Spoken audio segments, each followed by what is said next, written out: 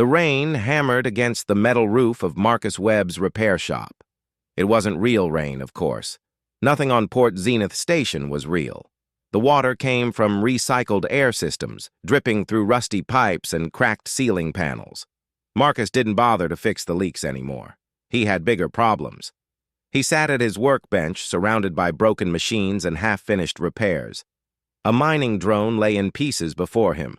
Its owner wanted it fixed by tomorrow, but Marcus wasn't sure he had the right parts. He wasn't sure he had any parts, actually. His supply shelves were nearly empty. The shop was cold. Marcus had turned down the heating to save money. His breath made small clouds in the air as he worked. Outside, through the grimy window, he could see the lower industrial district of the station. Flickering neon signs advertised cheap food and cheaper entertainment. Workers walked past with their heads down, heading home after long shifts in the factories. Marcus used to have a different life. 5 years ago, he was a lead engineer for the Colonial Transport Corporation. He designed engines for the big ships that carried humans to new worlds. He had a good salary, a nice apartment in the upper levels, and a future full of possibilities. Then came the accident. A coolant system failed on the CSS Prometheus. 3 workers died. The company needed someone to blame, and Marcus's supervisor had powerful friends. Marcus took the fall. He was fired, blacklisted, and left with nothing but his tools and his shame. Now he fixed junk for pennies in the worst part of the station. His landlord was threatening to throw him out. He'd eaten nothing but protein paste for 3 weeks, but he kept working because it was all he knew how to do. The door chimed. Marcus looked up, surprised. It was late, well past closing time. Who would come to his shop now? A small figure stood in the doorway. At first, Marcus thought it was a child in a strange costume. Then he realized it was a Valerian.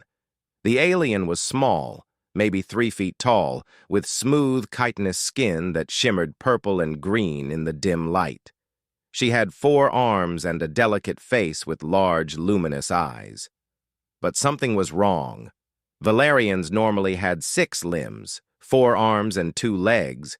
This child only had 4 working limbs.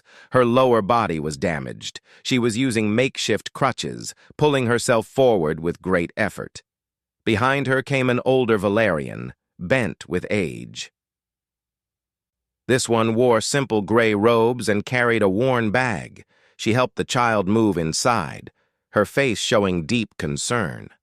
"Please," the older Valerian said in heavily accented standard, "we need help. The child, she needs legs." Marcus stood up quickly. "I'm not a doctor. You should go to the medical center on level 15. "We tried," the old Valerian said. Her voice was tired. "They want payment first. We have no credits, no insurance. We went to 6 clinics. All said the same thing." The child looked up at Marcus. Her eyes were bright with intelligence and something else, a kind of quiet courage. She didn't cry or complain. She just watched him. "What happened?" Marcus asked. "An accident," the old Valerian said quickly. Too quickly. 3 months ago, heavy machinery. Her legs were crushed. The doctors saved her life, but the legs could not be saved. Marcus knew she was lying, or at least not telling the whole truth. But he also knew what it was like to be desperate. "I'm not a prosthetics specialist," he said. "I fix machines, not people." "But you are human," the child said suddenly. Her voice was high and musical. "Humans fix everything. Everyone says so. Humans make things work even when they should not work." Marcus almost smiled at that. It was true in a way. Humans had a reputation in the galaxy for being stubborn fixers. Other species built things properly or not at all. Humans took broken things and held them together with wire and hope. "What's your name?" he asked the child. "Liz," she said, "and this is Senna. She takes care of me." "I'm Marcus." He rubbed his face, thinking. This was a bad idea. He had no money, no proper materials, and no training in alien biology. But looking at the child's brave face, He couldn't say no. "I can try," he said finally. "But I can't promise anything. And I need to be honest. I'll have to use spare parts. It won't be fancy medical equipment." "Anything is better than this," Liz said, gesturing to her crutches. "I want to run again. I want to climb. I want to dance." "Let me look at what we're dealing with," Marcus said. He pulled over a stool and knelt down. Senna helped Liz sit, and Marcus examined where her legs should have been. The damage was old and healed, but extensive.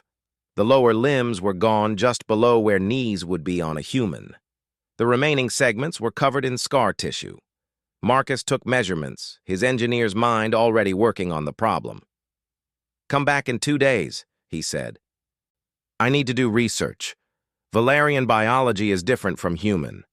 I need to understand how your muscles and nerves work." "We can pay something," Senna said, reaching into her bag. "Not much, but—" "We'll talk about payment later," Marcus interrupted. He didn't want to see how little they had.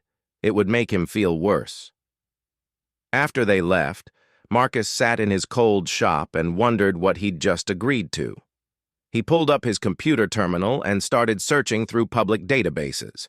Valerian anatomy, nerve structures, muscle groups, balance requirements. The information was free but technical. He read for hours, making notes, sketching designs. Outside, the fake rain kept falling. The district grew quiet as even the late-shift workers went home. Marcus worked through the night, his empty stomach forgotten. For the first time in 5 years, he felt like he was doing something that mattered. He didn't know that this small act of kindness would change everything. He didn't know who Liz really was. He didn't know that powerful people were watching. He just knew that a child needed help, and he was going to try his best to give it. That was the human way after all. You helped because you could, not because you should. You fixed what was broken, even if everyone said it couldn't be done. You tried, even when you had nothing left to give.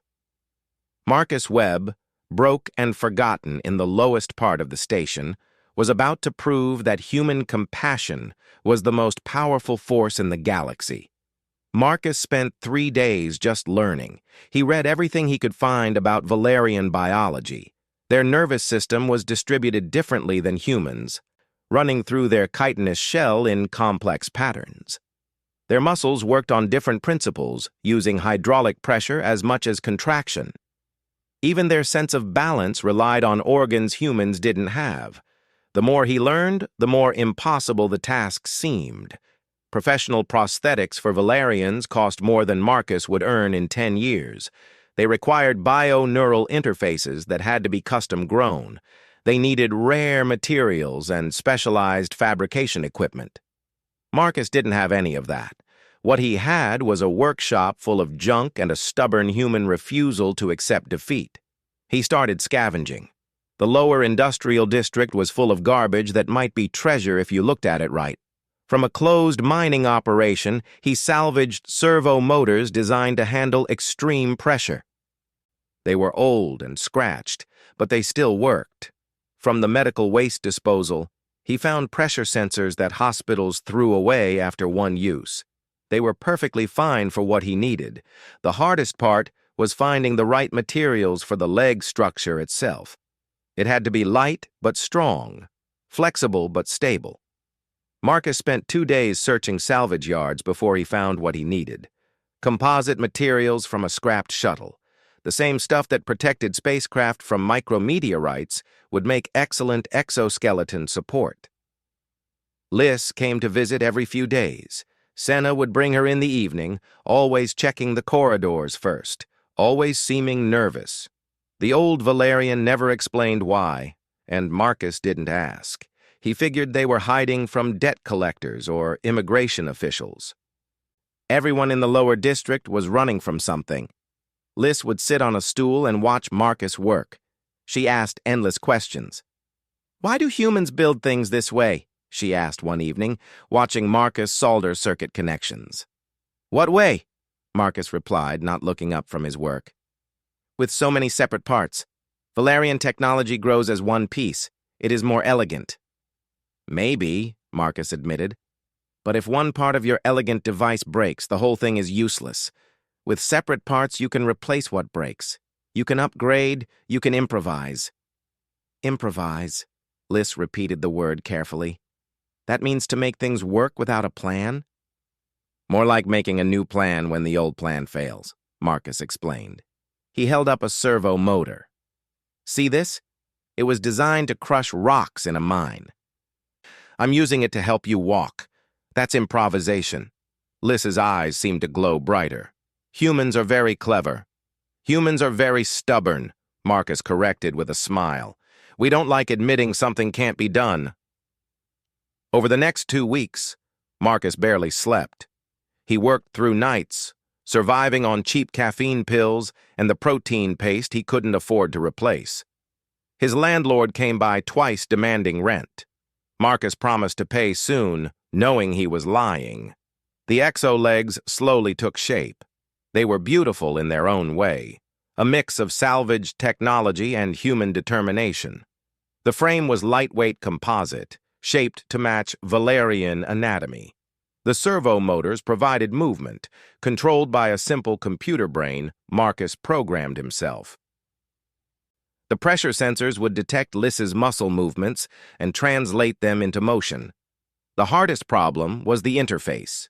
Medical-grade neural jacks would require surgery and equipment Marcus didn't have. He needed another way to let Liz control the legs naturally. He thought about the problem for 3 days. Then inspiration hit him while he was watching a maintenance worker adjust pressure valves. Pressure. That was the answer. He designed a sleeve system that would fit over Liz's remaining leg segments. The sleeves contained hundreds of tiny pressure sensors that could detect the slightest muscle movement. When Liz tried to move her legs, her muscles would flex. The sensors would read those flexes and tell the mechanical legs what to do. It wasn't perfect. It wouldn't be as responsive as a direct neural connection. But it would work without cutting into Liz's body.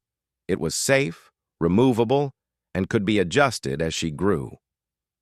Marcus fabricated the sleeves from medical-grade synthetic skin he'd been saving for another project. He calibrated each sensor by hand, testing them thousands of times. His eyes burned from staring at tiny components. His hands cramped from delicate work. But he kept going. Finally, after 3 weeks, the Exo-Legs were ready. They didn't look like factory-made prosthetics. They were clearly handmade, with visible joints and exposed mechanisms. But Marcus thought they were beautiful. They represented everything humans were good at, taking broken things and making them work again. When Liz came for her next visit, Marcus had everything prepared. Senna looked worried, as always. The old Valerian had grown thinner over the past weeks, Marcus noticed. He wondered if they were eating properly.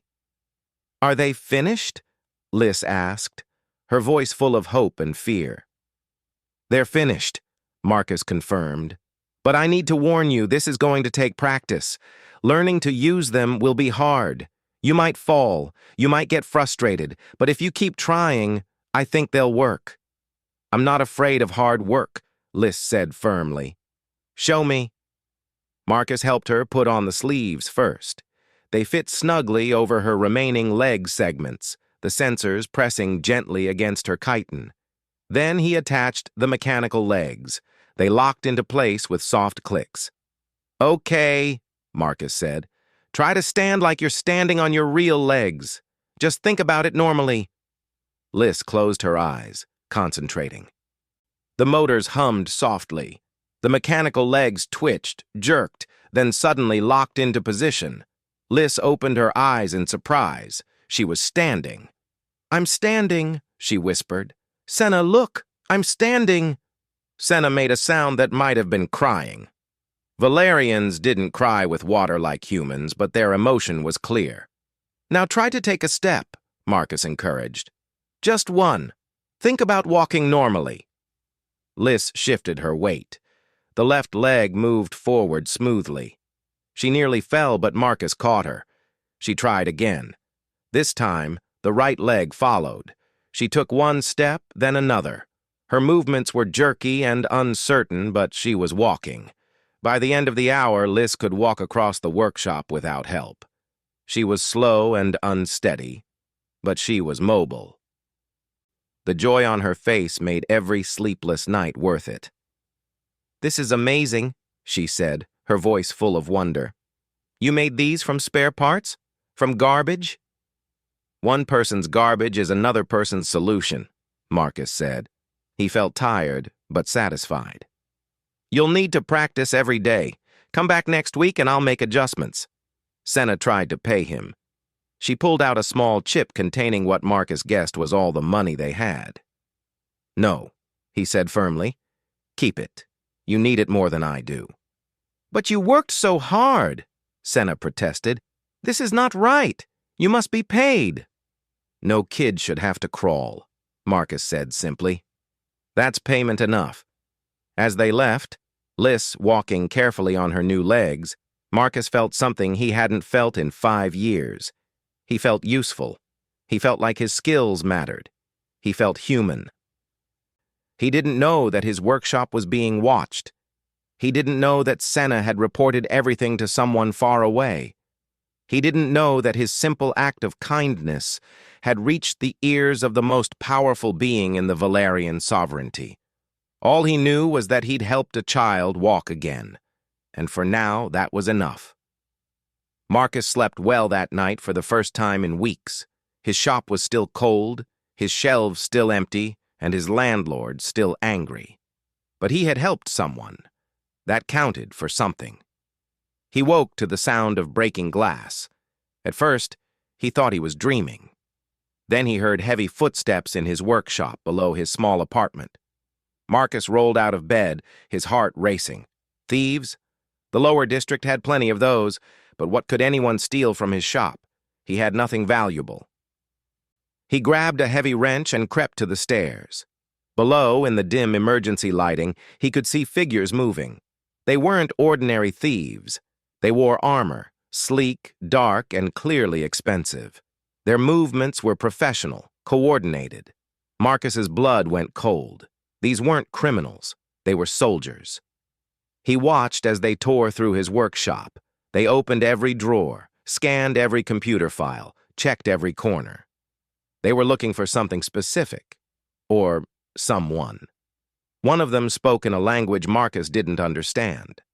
Then another replied in standard, "No sign of the target, but this is definitely the location."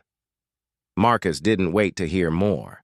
He backed up silently, grabbed his jacket and personal data chip, and climbed out the small window of his apartment. The fire escape was rusty and complained loudly as he descended, but the intruders were making enough noise that they didn't hear him.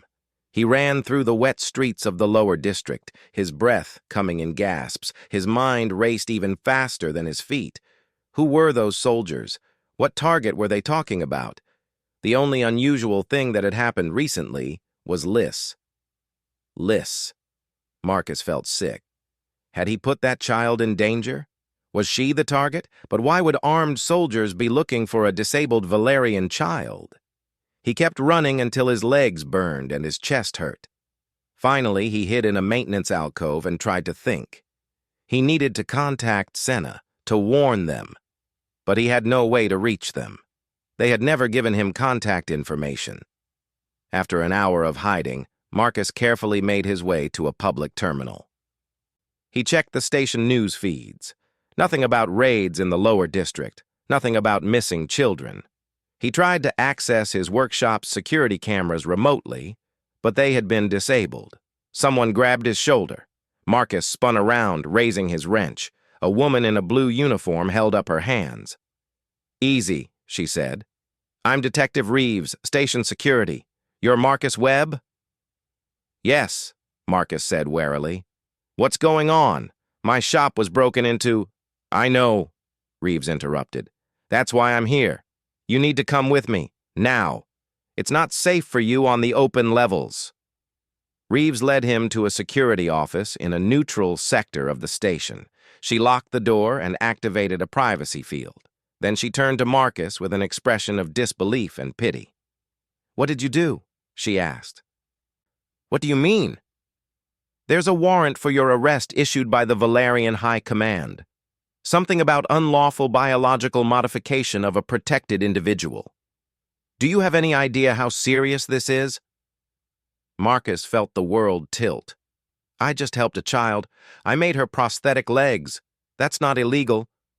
It is if the child is Valerian royalty, Reeves said flatly. The words didn't make sense at first. Then slowly the pieces started to fit together. Liss. Senna's nervousness. The way they checked corridors. The vague story about an accident.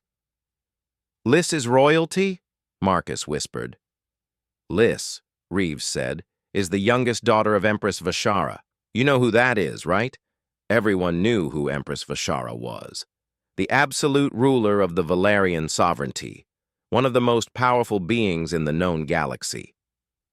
She controlled a third of civilized space. Her military was second only to the Galactic Council itself. She was also known for her ruthlessness.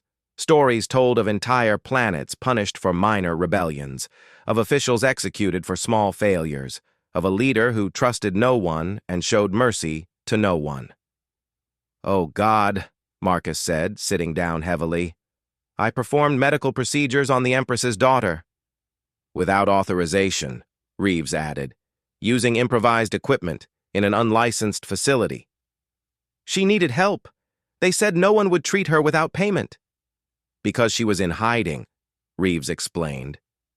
3 months ago, there was an assassination attempt during a state ceremony. Liss was injured. The Empress went, well, she killed everyone even remotely connected to the plot. Then she hid her daughter, moving her between stations under false identities. She's been paranoid, trusting no one. Senna? Marcus asked. Her most loyal servant. She'd die before betraying the Empress. Marcus put his head in his hands. So what happens now? Do I go to prison? Do they execute me? I don't know, Reeves admitted. The Valerian sovereignty has its own laws. Technically, you're under Galactic Council jurisdiction here on the station. But if they want you badly enough, politics won't save you. I was just trying to help, Marcus said quietly. I know, Reeves said. Her voice softened. For what it's worth, I think what you did was good. But good doesn't always matter in galactic politics. Before Marcus could respond, the lights in the office flickered. Then they turned red. An alarm sounded, not the station's normal alarms, but something deeper, more ominous. Reeves checked her terminal. Her face went pale. Oh no. What? Valerian Imperial Fleet just entered the sector. 3 dreadnoughts and a dozen support ships. They're taking position around the station. Marcus looked out the office window. In the distance, visible against the stars, massive ships were appearing. They were beautiful and terrible, their hulls decorated with luminescent patterns that looked almost organic. One ship alone could destroy the station. There were 16 of them. Why are they here? Marcus asked, though he already knew the answer. For you, Reeves said. Station Command is receiving demands for your immediate surrender. An hour later, Marcus stood in a docking bay surrounded by station security. Outside, a Valerian transport ship was landing. Its design was sleek and elegant, covered in flowing patterns that seemed to move in the light. The airlock opened. Valerian Imperial Guards emerged, tall, armored, and intimidating. Behind them came a figure Marcus recognized. Senna. The old Valerian looked exhausted and sad. I'm sorry, she said to Marcus. I had no choice. When you helped the little one, I had to report it. The Empress had to know someone had touched her daughter. Where's Liss? Marcus asked. Safe, happy. She walks every day with your gift. Senna's voice cracked. She speaks of you constantly, of the kind human who helped her when no one else would. The guards took Marcus's arms. They weren't rough, but their grip was firm. He was being arrested, taken into custody of a foreign power for helping a child walk. As they led him toward the transport, Marcus looked back at Port Zenith Station, at the lower industrial district where his destroyed shop waited, at the life he'd built from nothing and would now lose. He wondered if he would have acted differently if he'd known who Liz really was. And he realized the answer was no. She had been a child who needed help. That was all that mattered. The transport lifted off, carrying Marcus away from everything he knew. Ahead, in the darkness of space, waited the Empress's flagship. And somewhere on that ship, his fate would be decided. The Valerian flagship was called the Eternal Bloom. It was larger than any human ship Marcus had ever seen, more than 2 miles long and filled with technology that seemed to blend nature and machine. The corridors looked like they had been grown rather than built. With walls that glowed softly with bioluminescence, the air smelled of flowers Marcus couldn't name. The guards took him to a suite of rooms that was nicer than anywhere Marcus had lived in his entire life. The furniture was elegant, clearly expensive. A viewport showed the vast expanse of space and the other ships of the fleet. Food and water were provided, real food, not the protein paste Marcus was used to. It was all very comfortable. It was also very clearly a prison. The door wouldn't open for him. His personal data chip had been taken. He had no way to communicate with anyone. He was alone with his thoughts and his fear. 2 days passed. Marcus tried to stay calm. He exercised in the small space. He ate the food they provided, though his stomach was in knots. He stared out at the stars and wondered if he would ever see Earth again. He had never been to humanity's homeworld, but he'd always planned to go someday. Now he probably never would. On the 3rd day, Senna came to visit. The old Valerian looked even more tired than before. "How are they treating you?" she asked. "Well enough," Marcus said. "I'm not being tortured, if that's what you're asking. But no one will tell me what's happening. Am I going to trial? Am I going to be executed? What?" Senna made a gesture that might have been the Valerian equivalent of a sigh. "The Empress is trying to decide. This situation is complicated." "Complicated how? I broke your laws. Don't you people just punish lawbreakers?" "Normally, yes," Senna said. She sat down, her movements slow and careful. "But you also saved the princess. You helped her when every legitimate clinic refused. You asked for nothing in return. This confuses Her Majesty." "Why would kindness confuse her?" "Because Valerians do not understand kindness without purpose," Senna explained. "Our culture is based on transaction. Every favor must be repaid. Every debt must be balanced. Every action has a reason tied to benefit. You helped the princess expecting no payment, no advantage, no future favor.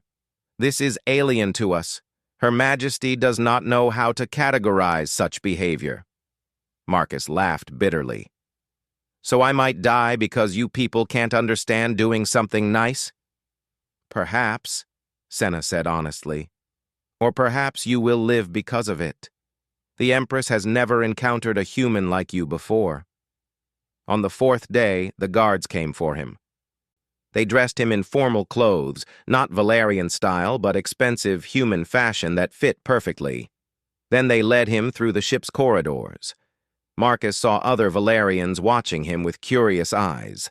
Some looked hostile. Others seemed merely interested. He was a human on the Empress's flagship, probably the first one to ever be here under these circumstances. They brought him to a massive set of doors decorated with intricate patterns that seemed to tell a story. The guards checked him for weapons, then pushed the doors open. The throne room was enormous. The ceiling was so high Marcus couldn't see it clearly, lost in shadows and floating lights. The walls were covered in living plants that glowed in different colors. Dozens of Valerian nobles and officials stood in ranks on either side, all watching him. At the far end of the room, on a throne that looked grown from a single piece of wood, sat Empress Vashara. She was terrifying, larger than any Valerian Marcus had seen, nearly 7 feet tall, with 4 arms adorned with ceremonial blades. Her chiton was deep blue with patterns of gold. Her compound eyes reflected the room's light in a way that made them seem to glow. She radiated power and authority. The guards led Marcus forward. He walked down the center of the room, feeling every eye on him. When he reached the base of the throne platform, the guards pushed him to his knees.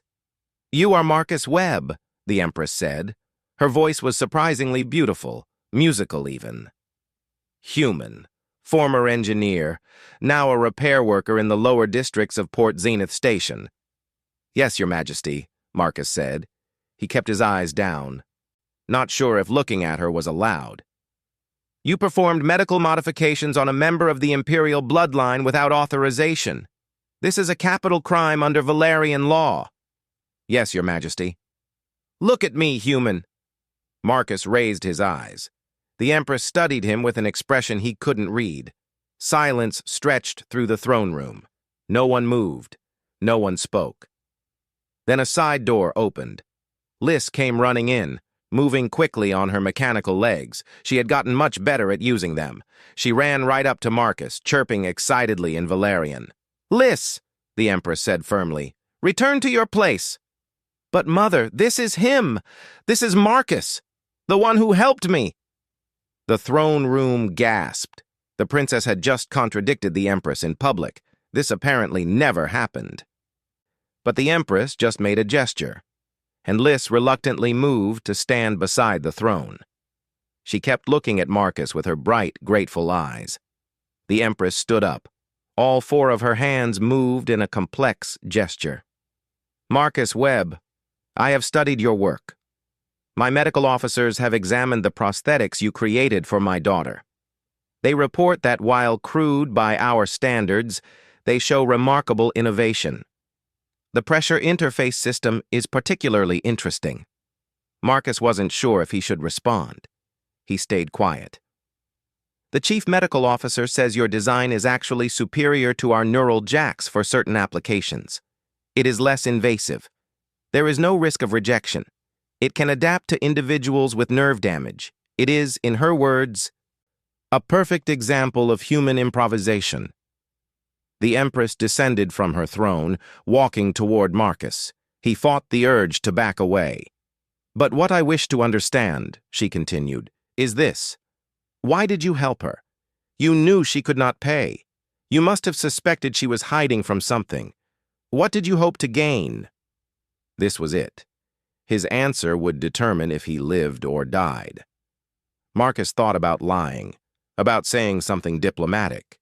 But he was tired of being afraid, tired of politics, tired of pretending. "I didn't hope to gain anything," he said honestly.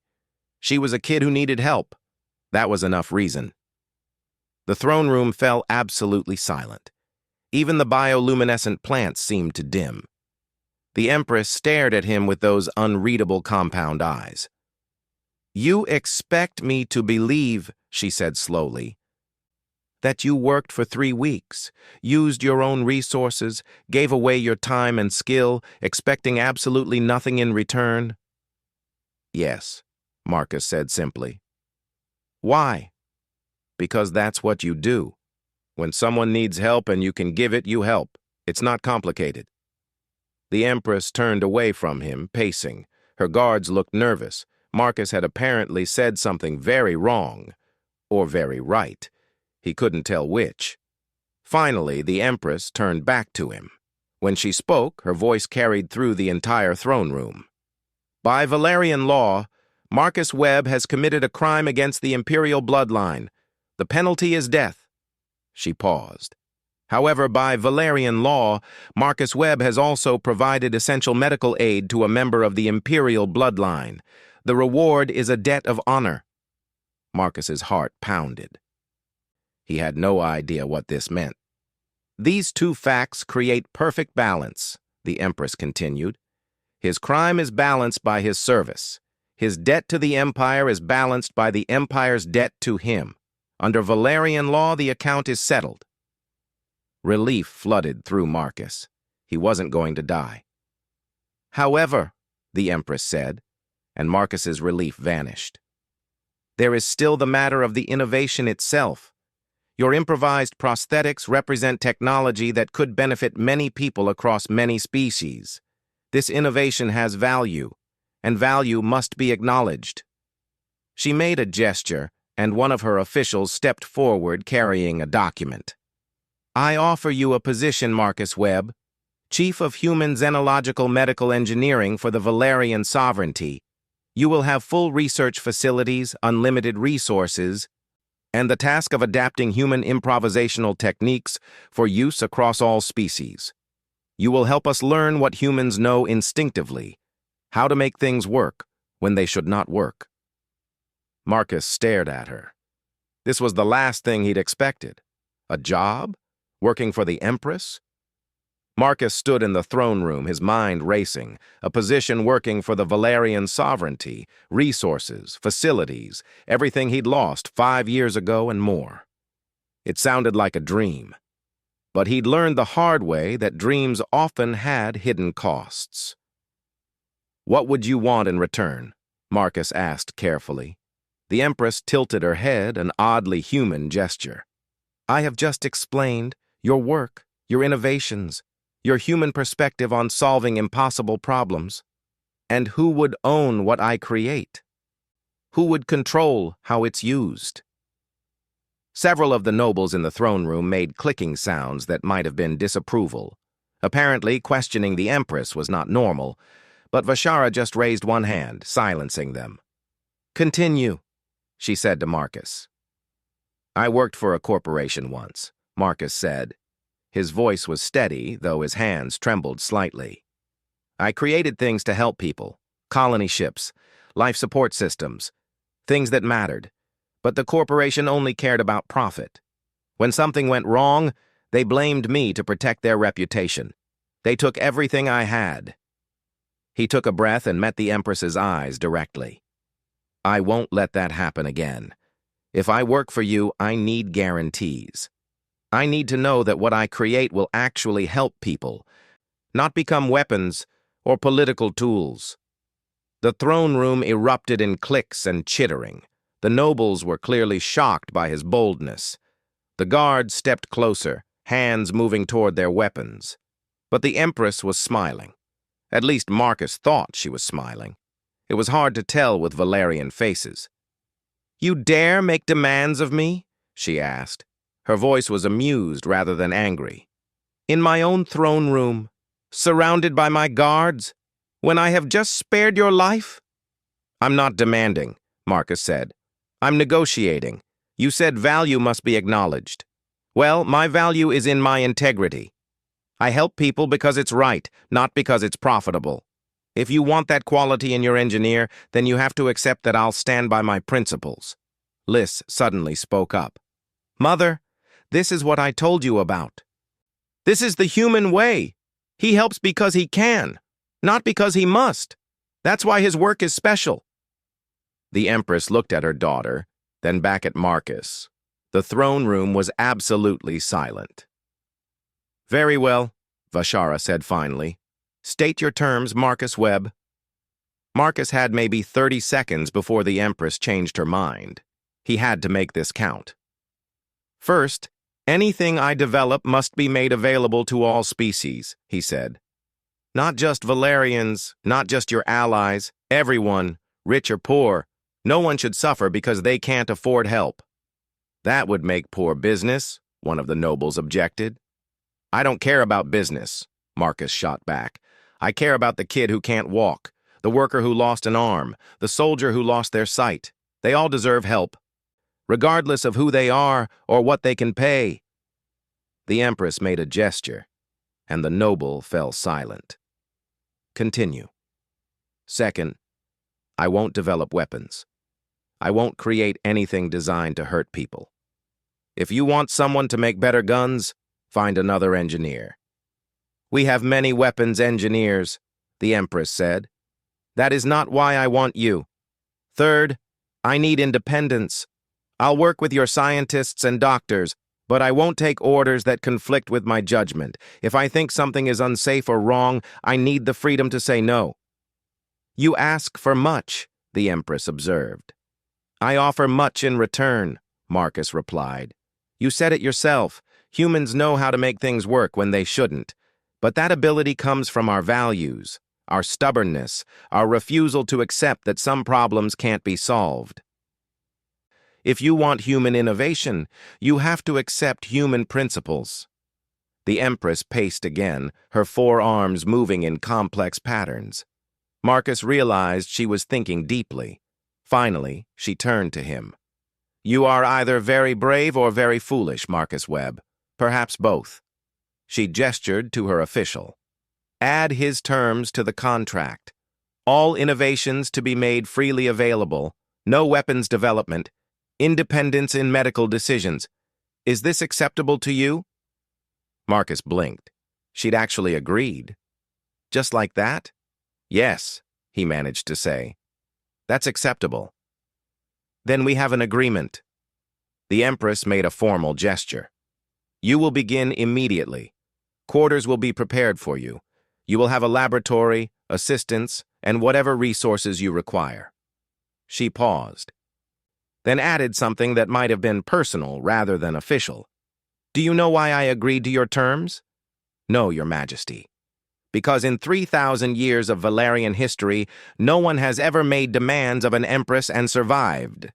Yet you did so not for personal gain, but to protect others. You were willing to die for your principles. Her compound eyes seemed to glow. That is a kind of power we Valerians have forgotten. The power of compassion without transaction, of help without debt, of doing what is right simply because it is right. She turned to address the entire throne room. The human species has been dismissed by many in the galaxy as reckless and primitive, but they possess something we lack. They see a problem, and they fix it. They see suffering, and they ease it. They do this not because they must, but because they can. This is not weakness. This is strength. Liz ran over to Marcus again, this time wrapping her small arms around him in a hug. Thank you, she whispered. Thank you for everything. Marcus hugged her back, feeling tears in his eyes. A week ago, he'd been a broke mechanic facing eviction. Now he was in the throne room of an alien empress, about to change how the galaxy thought about medicine and technology. There is one more thing, the Empress said. You will need an assistant who understands both human and Valerian ways, someone who can help translate not just language, but culture. Senna stepped forward. I volunteer for this role, Your Majesty. The Empress nodded, approved. Senna will remain with you as cultural liaison and advisor. She has cared for my daughter faithfully.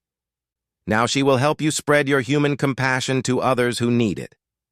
Over the following months, Marcus's laboratory became the most unusual place in the Valerian sovereignty.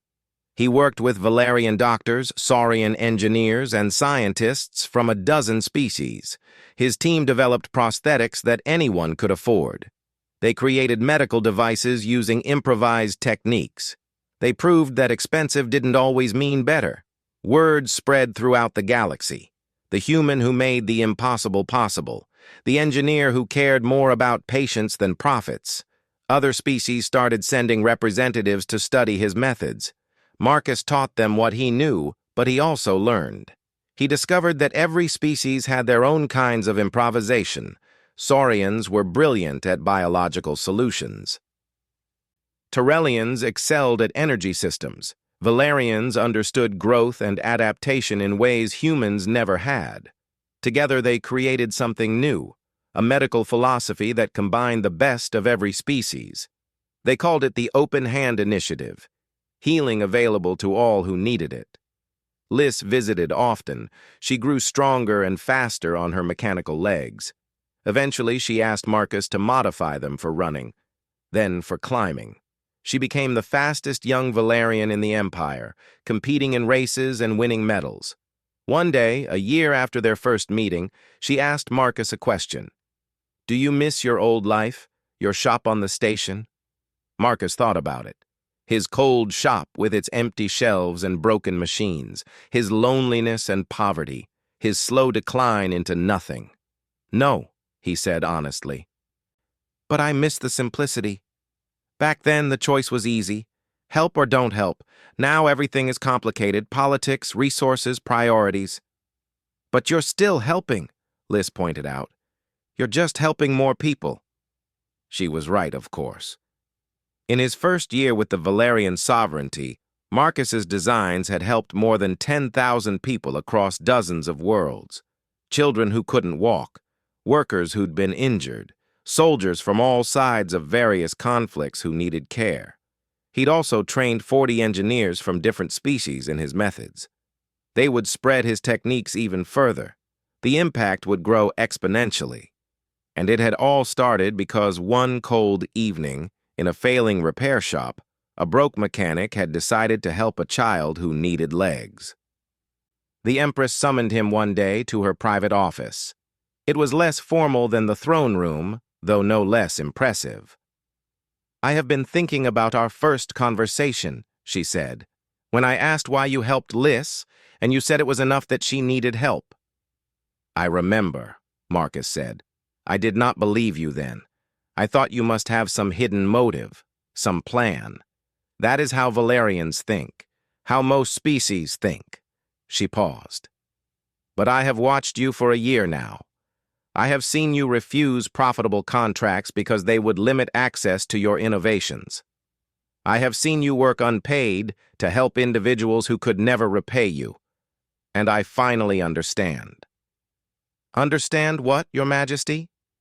That you were telling the truth. You help because you can. This is the human gift to the galaxy, not your technology or your aggression, but your compassion, your refusal to accept suffering when you have the power to reduce it. She made a formal gesture. Thank you, Marcus Webb. Thank you for teaching an old empress that some things cannot be measured in debt or profit. You have changed not just my daughter's life, but our entire culture's understanding of what it means to help others. Marcus smiled. I was just being human, Your Majesty. Exactly, the Empress said. And the galaxy is better for it. As Marcus left the office, he passed a viewport showing the vast emptiness of space. Out there were billions of people living their lives. Some were suffering, some needed help. And now, thanks to one act of kindness in a cold repair shop, there was a little more hope in the galaxy. Marcus Webb, the impoverished mechanic who'd once had nothing, had proven that the greatest wealth was not in credits or power. It was in the simple choice to help someone in need. That was the human way. That was what made humanity special. And in the end, that was enough.